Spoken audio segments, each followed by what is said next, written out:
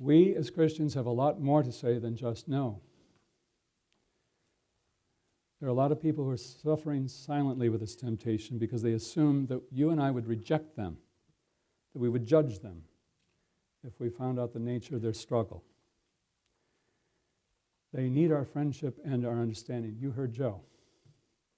They crave the kind of help that only we can bring, and we are uniquely equipped to do it. Before I close, I want to give you just one more personal communication which I have in writing from Joe. He tells me there are few refuges left in the Christian world for Christians like himself who are determined to lead an abstinent life, who are attracted to members of their own sex. And church after church has caved in, as we know, to the same-sex marriage bandwagon and openly gay sexual relationships. The conservative churches of whatever stripe, he includes Lutheran, Reformed, the Anglican Church, and Roman Catholic, to be certain, and also Eastern churches, have been so caught up in fighting the same-sex attraction juggernaut that we've failed to bring a word of gospel and encouragement to those who struggle.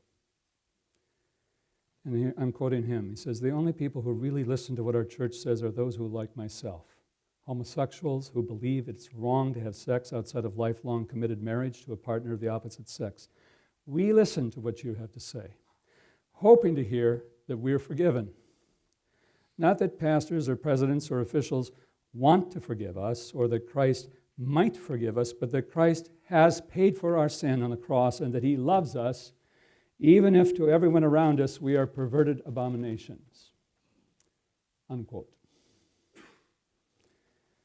That's the challenge, to speak the truth, but to speak it in love. To say no to those who would compromise biblical teaching on sexuality, but to say more than no. To bring healing to wounded souls like the Joes and Jolenes in our churches who suffer silently because they're afraid to approach us.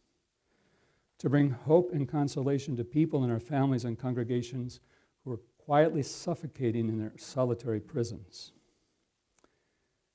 We have come to the kingdom for such a time as this. We have a gospel that frees and heals and that makes whole again what seems to have been irretrievably broken. Our duty and privilege is to be the mouth and hands and feet of Jesus, to speak his word of forgiveness, consolation, and hope. In the words of Isaiah, to bind up the brokenhearted, to proclaim liberty to the captives, and the opening of the prison to those who are bound. Thanks for listening.